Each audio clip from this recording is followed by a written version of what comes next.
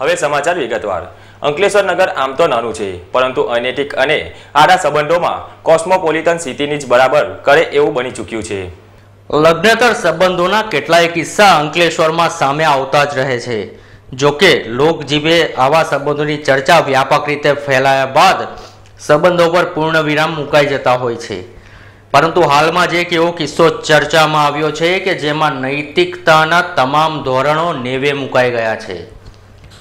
શહેરની મધ્યમાં જ એક આલિશાન બંગલો ધરાવતા ઈસમની પત્નીને વર્ષોથી એક અન્ય ઈસમ સાથે આડા સંબંધો હતા।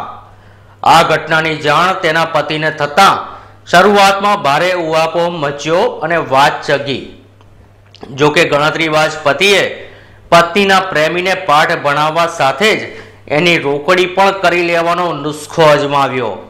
પતિએ પોતાની પત્નીને જ સાધી લીધી અને એને સમજાવી પટાવીને મગજમાં ઠસાવી દીધું કે પરપુરુષે આટલા વર્ષો સુધી તારો લાભ લીધો અને બદલામાં તને શું આપ્યું।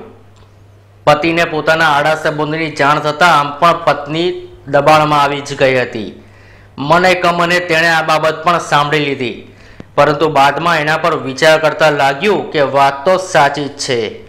પતિએ પણ પત્નીનું બ્રેઇન વોશ કમ્પ્લીટલી કર્યું અને છેવટે શરૂ થયો પરિણીત પ્રેમી પાસેથી નાણાં ખંખેરવાનો તદ્દન અનૈતિક ખેલ।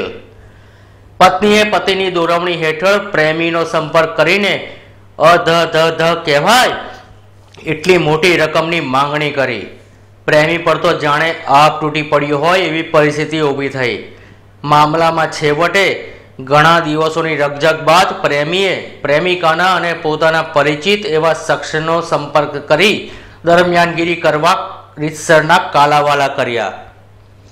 આ પરિચિત એક નામાંકિત સજ્જન હોવાથી પરિસ્થિતિ પારખીને વચ્ચે પડ્યા।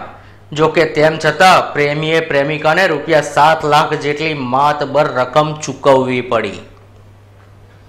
આડા સંબંધો અનૈતિક છે એ તો સત્ય જ છે, પરંતુ એની આડ લઈ વસૂલાયેલા નાણાંના આ કિસ્સાએ તો નૈતિકતાના તમામ મૂલ્યો ધૂળ ધાણી કરી દીધા છે। આ ઘટના હાલ અંકલેશ્વર શહેર GIDCમાં ચર્ચાની ચગડોળે ચડી છે।